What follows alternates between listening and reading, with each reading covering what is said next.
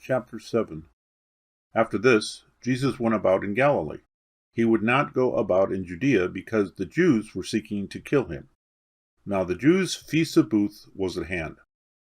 So his brothers said to him, "Leave here and go to Judea, that your disciples may also see the works you are doing. For no one works in secret if he seeks to be known openly. If you do these things, show yourself to the world." For not even his brothers believed in him. Jesus said to them, "My time has not yet come, but your time is always here. The world cannot hate you, but it hates me because I testify about it that its works are evil. You go up to the feast. I am not going up to this feast, for my time has not yet fully come." After saying this, he remained in Galilee. But after his brothers had gone up to the feast, then he also went up, not publicly, but in private. The Jews were looking for him at the feast, and saying, "Where is he?" And there was much muttering about him among the people. While some said, "He is a good man." Others said, "No, he's leading the people astray." Yet for fear of the Jews, no one spoke openly of him. About the middle of the feast, Jesus went up into the temple and began teaching. The Jews therefore marveled, saying, "How is it that this man has learning, when he has never studied?" So Jesus answered them, "My teaching is not mine, but his who sent me. If anyone's will is to do God's will, he will know whether the teaching is from God, or whether I am speaking on my own authority. The one who speaks on his own authority seeks his own glory, but the one who seeks the glory of him who sent him is true, and in him there is no falsehood. Has not Moses given you the law? Yet none of you keeps the law. Why do you seek to kill me?" The crowd answered, "You have a demon! Who's seeking to kill you?" Jesus answered them, "I did one work, and you all marvel at it. Moses gave you circumcision, not that it came from Moses, but from the fathers. And you circumcise a man on the Sabbath. If on the Sabbath a man receives circumcision, so that the law of Moses may not be broken, are you angry with me because on the Sabbath I made a man's whole body well? Do not judge by appearances, but judge with the right judgment." Some of the people in Jerusalem therefore said, "Is this not the man who they seek to kill? And here he is speaking openly, and they say nothing to him. Can it be that the authorities really know that this is the Christ?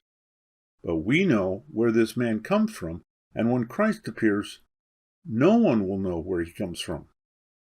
So Jesus proclaimed, as he taught in the temples, "You know me, and I know where I come from, but I have not come of my own accord. He who sent me is true, and him you do not know. I know him, for I come from him, and he sent me." So they were seeking to arrest him, but no one laid a hand on him, because his hour had not yet come. Yet many of the people believed in him. They said, "When the Christ appears, will he do more signs than this man has done?" The Pharisees heard the crowd muttering these things about him, and the chief priests and Pharisees sent officers to arrest him. Jesus then said, "I will be with you a little longer, and then I am going to him who sent me. You will seek me, and you will not find me. Where I am, you cannot come." The Jews said to one another, "Where does this man intend to go, that we will not find him? Does he intend to go to the dispersion among the Greeks and teach the Greeks? What does he mean by saying, 'You will seek me, and you will not find me,' and 'Where I am, you cannot come'?"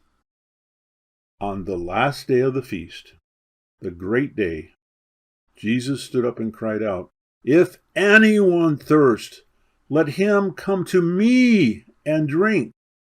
Whoever believes in me, as the scriptures have said, out of his heart will flow rivers of living water. Now, this he said about the Spirit, whom those who believed in him were to receive. For as yet the Spirit had not been given, because Jesus was not yet glorified. When they heard these words, some of the people said, "This really is the prophet." Others said, "This is the Christ." But some said, "Is the Christ to come from Galilee? Has not the scripture said that the Christ comes from the offspring of David and comes from Bethlehem and the village where David was?" So there was a division among the people over him. Some of them wanted to arrest him, but no one laid hands on him. The officers then came to the chief priests and Pharisees, who said to them, "Why did you not bring him?" The officers answered, "No one has ever spoke like this man." The Pharisees answered them, "Have you also been deceived? Has any of the authorities of the Pharisees believed in him? But this crowd that does not know the law is accursed." Nicodemus, who had gone to him before, and who was one of them, said to them, "Does our law judge a man without first giving him a hearing and learning what he does?" They replied, "Are you from Galilee too? Search and see that no prophet arises from Galilee."